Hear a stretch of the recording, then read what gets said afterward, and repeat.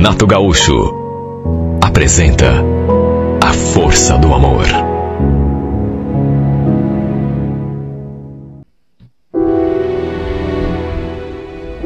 Juro que nunca pensei que um dia fosse passar pelo que passei. Mesmo agora, quando lembro de tudo, não consigo acreditar. A ficha não caiu até agora. Parece que é mentira, que não aconteceu. Parece que tudo não passou de um pesadelo e que basta abrir os olhos e tudo vai voltar a ser como era. Aliás, aquela quinta-feira era para ter sido um dia como outro qualquer.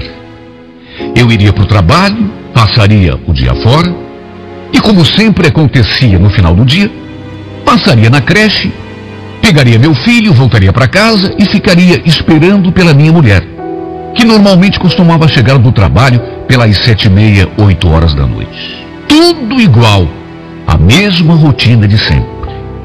Pelo menos era para ter sido assim. Pelo menos era para ter sido assim. Caso eu não tivesse inventado de passar em casa na hora do almoço para fazer uma surpresa para Silvia. Olha, no que cheguei, estranhei um pouco. Para começar, o almoço ainda não estava pronto. E digo que estranhei porque já era quase 12h30. Minha mulher pegava no serviço à 1h30 da tarde. Alguma coisa devia ter acontecido. Se bem que até aí tudo bem, nada demais. Talvez ela tivesse apenas se atrasado um pouco. Aliás, dava para ouvir o chuveiro ligado. Ela devia estar tomando banho. Depois de passar na cozinha, entrei e fui direto para o nosso quarto. No que abri a porta, a segunda pequena surpresa. O quarto estava que era uma bagunça só. A cama desarrumada, os travesseiros jogados no chão, o cobertor enrolado de qualquer jeito em cima do criado mudo, o lençol quase para fora do colchão, como se alguém tivesse puxado um dos lados. Achei aquilo um pouco estranho. As cortinas ainda estavam fechadas. Apenas a janela estava aberta. Pelo jeito, ela tinha acabado de acordar. Pelo menos isso explicaria por que o almoço ainda não estava pronto. Só que, peraí. Lembrei que quando saí para trabalhar pela manhã, a minha mulher já estava de pé, se aprontando para levar o nosso filho à creche. Ou seja, ela não tinha dormido até quase 12h, a não ser que tivesse voltado e resolvido dormir mais um pouco. Eu, por exemplo, nos finais de semana, às vezes eu faço isso. Já que não tenho de trabalhar, aproveito para ficar um pouco mais na cama, principalmente nos dias mais frios. Só que já era quase 12h30. E era uma quinta-feira. Minha mulher também tinha de trabalhar. Bom, até aí, com um pouco de boa vontade, dava para desculpar. Na verdade, eu só não conseguia entender o porquê de toda aquela bagunça. Que ela tivesse dormido um pouco mais e perdido o horário, tudo bem. Mas a que se devia aquela anarquia toda? Travesseiro no chão, cobertor revirado sobre o criado mudo. Estranho.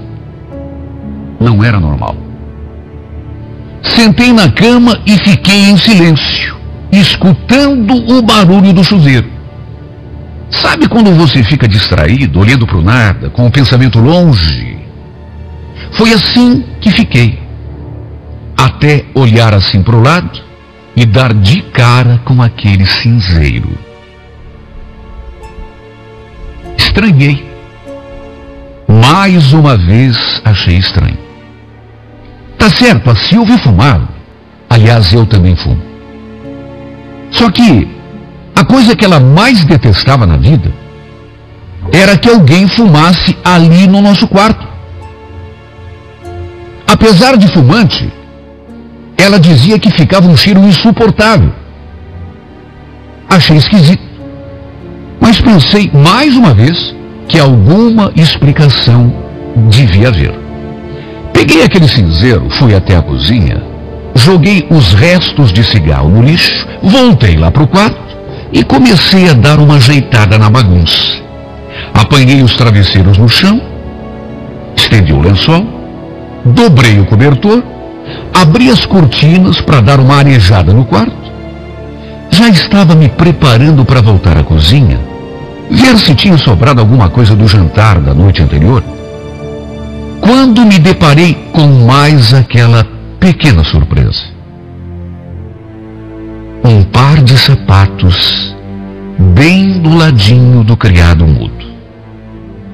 Olha, não sei como não tinha reparado ainda, já que os sapatos estavam praticamente ao lado do cinzeiro. Senti uma vertigem quando vi aquilo. Primeiro, porque os sapatos eram de homem, e depois, porque não eram meus. Meu Deus do céu, o que podia significar aquilo? Olha, fiquei um tempão olhando para aqueles sapatos sem atinar nenhuma reação. E foi só então que eu comecei a reparar em outras coisas. Dei assim um giro rápido com os olhos pelo quarto e quase tive um ataque do coração quando vi aquela calça e aquela camisa enroscadas no cabide, bem no cantinho ao lado do guarda-roupa. Estranho eu também não ter notado aquilo antes, até porque estava tudo ali bem à vista, na minha cara. Olha, me senti tão mal que tive até de me sentar na cama. Em questão de segundos, enquanto escutava o barulho do chuveiro, um monte de coisas passou pela minha cabeça. Eu comecei a imaginar as coisas que deviam ter acontecido ali naquele cenário. Aquela bagunça no nosso quarto, a cama desarrumada, os travesseiros jogados no chão, o lençol revirado, o cobertor enrolado de qualquer jeito sobre o criado mudo, aquele cinzeiro com restos de cigarro e agora mais aquilo, um par de sapatos e aquelas roupas de homem, roupas que eu nunca tinha visto na minha vida. Deus do céu! O que estava acontecendo afinal? O que significava aquilo tudo? Será que... Mas não, isso não. A Silvia não. Ela não teria coragem. Qualquer outra mulher, talvez, mas a Silvia não. Não era possível. Na nossa própria casa, no nosso quarto, em cima da nossa cama, não. Alguma outra explicação devia haver. Eu sei que para certas perguntas não é nem necessário a resposta. Principalmente quando tudo parece tão evidente. Só que não sei explicar, mas aquilo que me veio à cabeça me pareceu uma coisa tão absurda que mesmo estando tudo tão na cara, eu me recusei a aceitar. Alguma explicação devia haver. Aquelas roupas, aquele par de sapatos, aquela bagunça toda. Não, alguma explicação havia. Só de pensar que a minha mulher pudesse estar me traindo. Olha, chegou a me dar uma tontura. Saí daquele quarto atordoado e parei bem diante da porta do banheiro. O chuveiro ainda estava ligado. Fiquei ali, esperando, totalmente sem ação, com o coração quase explodindo no peito. Coisa de 2 minutos depois, ela desligou o chuveiro e foi então que eu comecei a ouvir aquelas vozes lá de dentro. Sabe quando você percebe que 2 pessoas estão conversando assim, num tom razoavelmente baixo? Até risadinhas eu ouvi. Se o meu estado já era dos piores, quando vi aquilo então, já comecei a tremer. Lembro que encostei o ouvido assim na porta e fiquei prestando atenção. E foi então que, entre uma risadinha e outra, escutei aquela frase: Já imaginou se o teu marido chega bem agora e pega a gente nessa situação?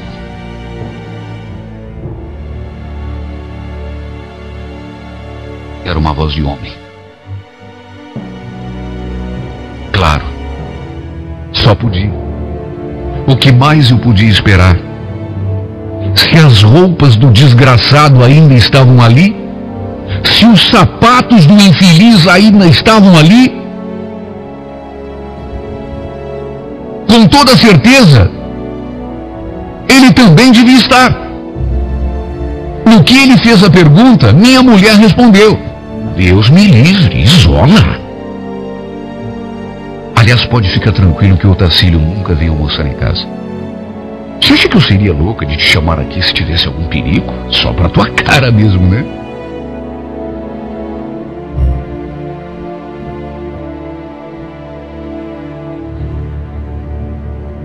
Eu já estava a ponto de derrubar aquela porta na base da pancada, quando ouvi o barulho da chave. Quando aquela porta se abriu e a minha mulher deu de cara comigo, ela deixou escapar um grito e quase caiu de costas. Atrás dela, aquele cara, aquele sujeito que eu conhecia muito bem. O desgraçado era primo dela. Os dois ali, completamente pelados, tinham acabado de tomar banho, cada um segurando uma toalha nas mãos. Sabe, Silvio, mesmo já passado tanto tempo, lá se vai quase um ano. Hoje, quando lembro de tudo, não consigo acreditar que eu tenha deixado tudo tão barato do jeito que deixei. Principalmente num momento de ódio, como foi aquele quando te vi saindo do banheiro, com aquele sem vergonha atrás. Ainda hoje, eu sinto uma revolta tão grande, não contra você nem contra ele. Sinto uma revolta contra mim mesmo.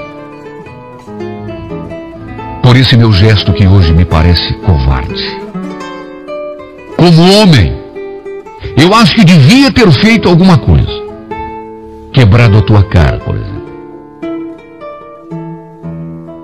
Aliás, quando contei pro meu irmão, sabe do que foi que ele me chamou? Frouxo. Principalmente porque quem acabou ficando com a casa, aliás, com quase tudo, foi você. Meu irmão chegou a dizer que se tivesse acontecido com ele, teria metido uma bala na cara de vocês dois. Que podia até apodrecer na cadeia. Mas que não ia deixar barato, mas não ia mesmo. Na verdade, a minha vontade foi bem esta. Acho que se na hora não tivesse pensado no nosso filho, eu teria até cometido um desatino. Porque você não pode imaginar o que é ver a própria mulher saindo pelada do banheiro com outro homem. Dentro da sua casa. Você não faz ideia do que eu senti, Silvio. O que você me fez não se faz pro pior dos inimigos. Simplesmente é uma coisa que não tem perdão. Levar um homem para dentro de casa, um primo ainda por cima, pior, ficar de sem vergonhice em cima da nossa própria cama, um lugar que eu sempre achei que fosse sagrado para você. Olha, não dá, simplesmente não dá para acreditar. Quando eu lembro daquela cena que encontrei no nosso quarto, tudo revirado, travesseiros jogados no chão, imagino o que vocês dois andaram fazendo. Você não faz ideia da revolta que eu sinto. E o bobo aqui ainda pensou que você tivesse apenas perdido a hora, que tinha acabado de levantar. Bom, acabado de levantar você tinha mesmo. Depois de ficar se divertindo em cima da minha cama, com aquele vagabundo do teu primo. Até banho com aquele ordinário você tomou. Só para se ter ideia da folga. Você não podia ter feito isso comigo, eu, Silvio. Justamente comigo, que sempre te amei, que sempre te respeitei acima de tudo. Olha, minha vida, desde aquele dia, se resume a ir para o trabalho e voltar para casa. E isso ainda porque é uma necessidade. Caso contrário, nem mesmo isso eu faria. Não sinto vontade de nada. Evito até mesmo olhar nos teus olhos quando passo para apanhar o nosso filho. Tudo para não sofrer mais ainda, mesmo sabendo que nada do que eu faço vai me fazer te esquecer. Ainda te amo. E desgraçadamente não é pouco.